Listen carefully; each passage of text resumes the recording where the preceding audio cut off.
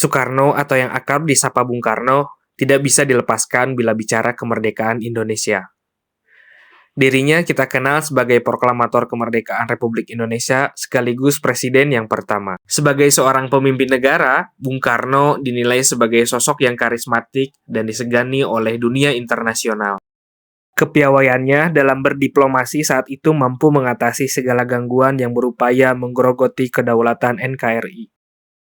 Terdapat cerita menarik ketika Bung Karno pernah menerima tamu negara dengan memakai sepatu yang bolong. Begini ceritanya. Pada sore hari di Istana Merdeka, Presiden Soekarno menyambut kedatangan duta besar negara asing. Soekarno keluar dengan gagah memakai kopiah hitam yang khas dan jas kepresidenan dengan sederetan tanda jasa dan bintang-bintang kehormatan dari negara-negara asing. Tetapi ada yang berbeda dari penampilan Soekarno hari itu. Bung Karno ternyata menggunakan sepatu tenis. Uniknya lagi, ada lubang di ujung depan sepatunya. Lubang yang sengaja dibuat pada bagian jempol kaki.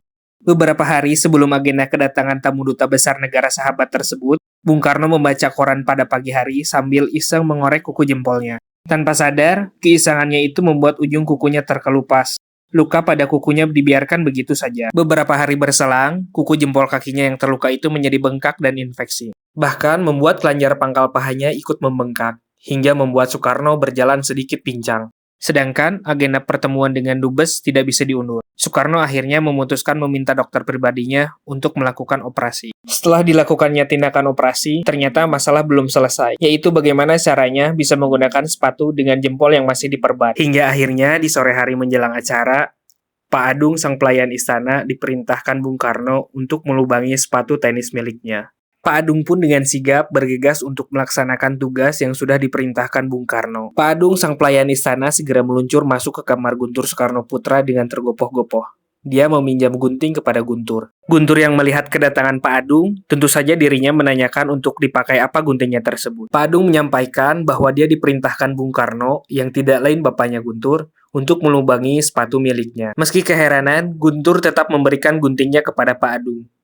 Dan Pak Adung pun segera melubangi sepatu milik Bung Karno untuk menyelesaikan tugasnya. Waktu saat penerimaan Dubes akan dimulai, Guntur mengintip dari kamarnya untuk melihat bapaknya Soekarno. Keluarlah Presiden RI dengan gagah dan tegapnya mengenakan kopiah hitam yang khas, jas pantalon kebesaran, plus sederet tanda-tanda jasa. Tidak ketinggalan stok komando kepresidenan. Dan yang paling bawah, sepatu tenis yang salah satu ujungnya sudah dibolongi, di mana tersembul ibu jari Bung Karno yang dibalut perban. Kisah ini dituliskan oleh Guntur Soekarno Putra dalam bukunya yang berjudul Bung Karno, Bapakku, Kawanku, Guruku. Kejadian Bung Karno memakai sepatu berlubang ini bukan cuma sekali saja. Hal ini sempat diceritakan pula oleh penyanyi legendaris Titiek Puspa. Ketika itu, Titiek Puspa sedang diundang ke istana untuk bernyanyi di sana. Bung Karno tanpa sungkan memperlihatkan dirinya sedang memakai sepatu yang bolong. Hal ini dikarenakan Bung Karno saat itu kakinya sedang bengkak karena terkena mata ikan. Kejadian ini pernah juga dialami oleh Risma Melati. Seorang aktris, sutradara, dan juga mantan pragawati ini sering mengisi acara di Istana Merdeka atau Istana Bogor.